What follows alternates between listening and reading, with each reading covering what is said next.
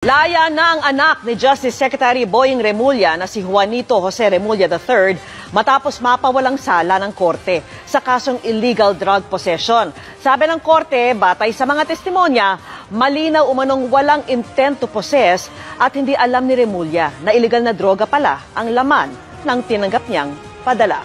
Nakatutok si Maki Pulido. Bandang 1:30 ng hapon, lumabas ng Las Piñas City Jail si Juanito Jose Remulla III, panganay na anak ni Justice Secretary Jesus Boying Remulla, matapos ang higit 2 buwang pagkakadetine. Ito'y matapos siyang ma-acquit o napawalang sala sa kasong illegal possession of dangerous drugs. Hindi nagbigay ng anumang pahayag ang nakababatang Remulla.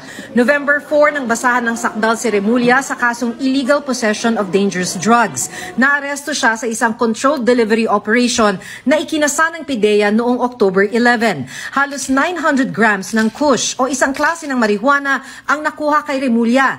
Kaninang umaga matapos ang mahigit 1 buwan lang na paglilitis, acquitted o pinawalang sala si Remulla ng Las Piñas Regional Trial Court Branch 197 base sa reasonable doubt. Hindi po mabilis. Meron ho tayong guidelines from the Supreme Court, that was 2017, that all criminal cases, especially yung mga non-bailable offense, must be tried within a period of 75 days. Hindi pinayagan ang media sa loob ng korte dahil din daw sa COVID protocols ng City Jail, online lang ang attendance ni Remulla sa hearing. Sa 34 pages na desisyon ni Judge Ricardo Moldes, sinabi niyang bigo ang prosekusyon na patunayang malayang tinanggap ni Remulla ang package at alam nitong illegal ang nilalaman nito batay pa lang sa testimonya ng PIDEA agent. Batay daw sa testimonya ng PIDEA agent na nagpanggap na courier, sinabi ni Remulla na wala siyang inaasahang padala. Itinanggi rin daw ni Remulla na kilala niya ang shipper na nagngangalang Benjamin Hoffman. Tinanggap lang daw ni Remulla ang package dahil ito ay nakapangalan sa kanya. Sabi ng korte, batay sa mga testimonyang ito, malinaw na walang intent to possess at hindi alam ni Remulla kung ano ang nilalaman nito. Wala rin daw iprinisintang ibang ebidensya ang prosekusyon para patunayan ito. Hinahawakan sa kanya yung box, nung hinahawakan sa kanya yung box, hindi pa niya alam kung ano nakalagay sa loob ng box, hinuli na siya.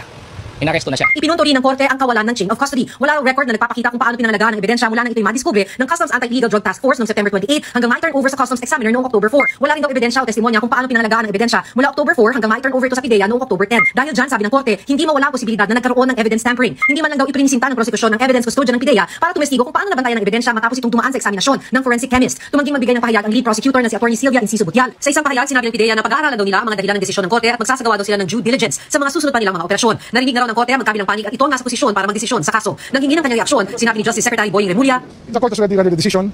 I did not interfere in any way with the process. I trusted the process. And I wish my son further redemption in the future. Para sa GMA Integrated News, Maki Pulido, nakatutok, 24 oras.